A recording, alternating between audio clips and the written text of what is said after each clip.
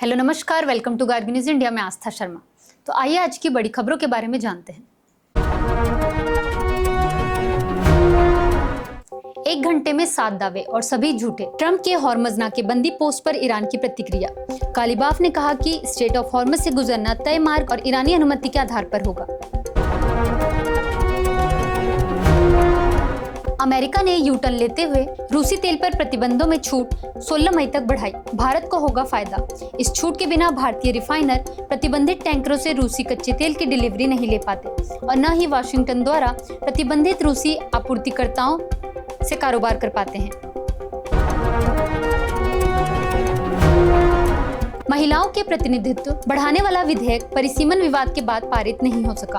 विपक्ष ने नरेंद्र मोदी सरकार पर आरोप लगाया कि वह कोटा का इस्तेमाल चुनावी नक्शा बदलने के लिए कर रही है।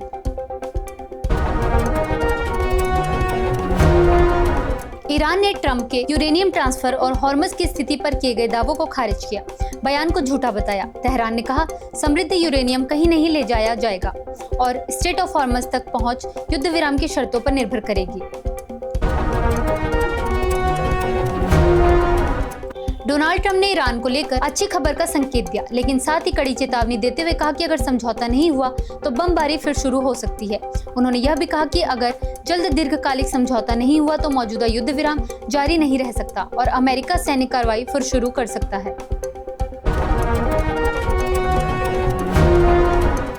अमेरिका ने चेतावनी दी, अगर ईरान ने समझौता नहीं हुआ तो फिर से बमबारी शुरू हो सकती है। ट्रंप का सख्त बयान। इधर इजराइल लेबनान युद्ध विराम के बाद ईरान ने कुछ समय के लिए स्ट्रेट ऑफ हॉर्मज खोला, लेकिन इसकी पहुंच अभी भी शर्तों और हालात पर निर्भर है।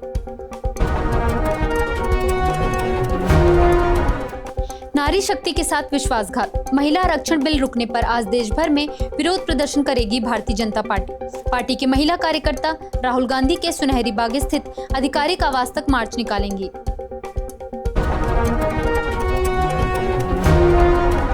संसद का विशेष सत्र समाप्त। पश्चिम एशिया युद्ध के बीच नरेंद्र मोदी की अध्यक्षता में सुरक्षा पैनल की बैठक आज। लोकसभा ने 2/3 बहुमत न मिलने के कारण महिला आरक्षण विधेयक को खारिज कर दिया।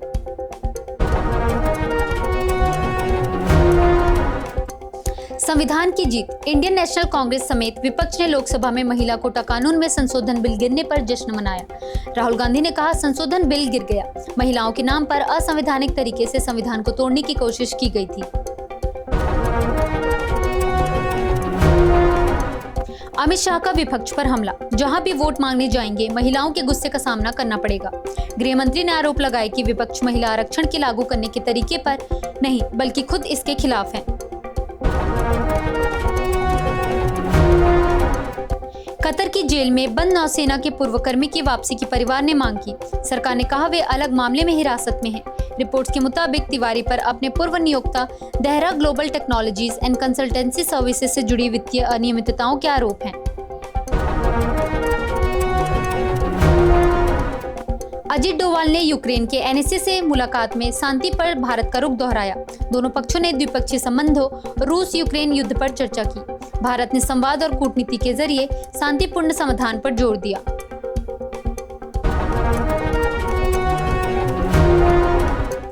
भारत ने इजराइल लेबनान के बीच युद्ध विराम का स्वागत किया। इमैनुअल मैक्रों ने कहा कि स्ट्रेट ऑफ हॉर्मज में शिपिंग सुरक्षा मिशन पूरी तरह रक्षात्मक होगा, गैर युद्धरत देशों तक सीमित रहेगा और स्थिति अनुकूल होने पर तैनात किया जाएगा।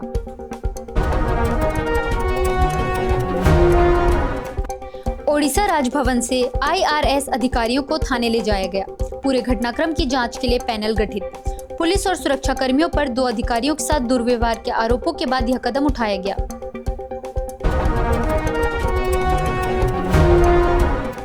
राजनाथ सिंह के नेतृत्व में बीजेपी का हमला। विपक्ष बेनकाब। राष्ट्र हित से ऊपर रखा निजी स्वार्थ। उन्होंने कहा, देश हमेशा याद रखेगा कि विपक्ष ने राष्ट्रीय और सामाजिक हित से ऊपर अपनी राजनीति रखी। यह महिला विरोधी फैसला उनके शब्दों और कर्मों का अंतर दिखाता है।